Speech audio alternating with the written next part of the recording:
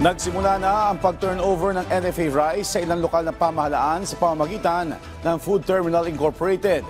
Nakipag-ugnayan naman ng Agriculture Department sa COMELEC para makapag-apply ng exemption ang mga LGU sa pagbebenta ng NFA rice. Ang detalye niyan sa Balitang Pambansa ni Vel Custodio ng PTV Manila. Itinurn over na ng Department of Agriculture sa ilang mga local government unit ang bigas ng National Food Authority sa pamamagitan ng Food Terminal Incorporated.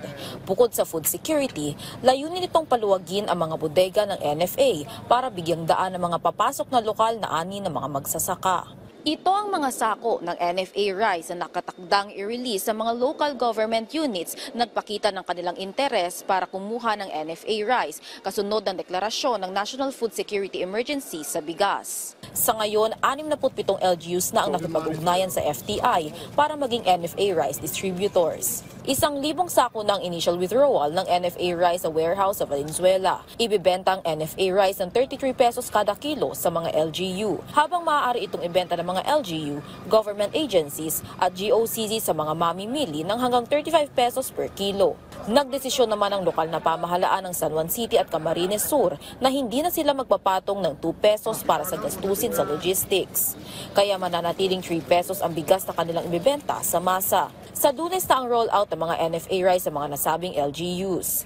Papayagan ng DA ang reselling ng NFA rice, pero hanggang 2 piso kada kilo lang dapat ang magiging patong nito mula 33 pesos. Maglalabas sa mga LGU ng guidelines para rito.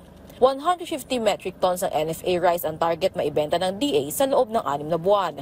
Bukod pa rito, naglaan naman si Pangulong Ferdinand R. Marcos Jr. ng malaking pondo para bumili ng bigas sa mga lokal na magsasaka. Napagkasundaan namin sa NFA Council na mamimili tayo ng palay this year 2025 ng minimum ng 23 pesos per kilo at pwedeng umabot ng 30 pesos per kilo, depende na sa market. Naglaan din ang ating mahal ng Pangulo na si President Bongbong Marcos ng 9 billion pesos para makabili tayo ng palay mula sa ating mga farmers.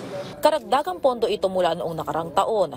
Kaugnay naman ang campaign period sa Marso para sa darating na eleksyon. Nakikipag-ugnayan na ang DA sa COMELEC para makapag-apply na ang mga LGUs ng COMELEC exemption sa pagbibenta ng NFA rice. Tiniyak naman ng Metro Manila Council at Camarines Sur LGU na hindi nila gagamitin sa pamumulitika ang murang NFA rice. Samantala, nilinaw ni DA Secretary Francisco Chu Laurel Jr. na isolated case lang ang bukbok na nakita sa Kadiwa Store sa Quezon City. Pinahold yung selling nun dahil nung pagbukas nga, may nakitang konti, di ba?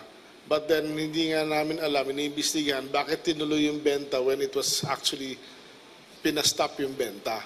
Mas hihigpitan pa ng DA ang pagbabantay sa mga ibibentang bigas kasunod ng insidente.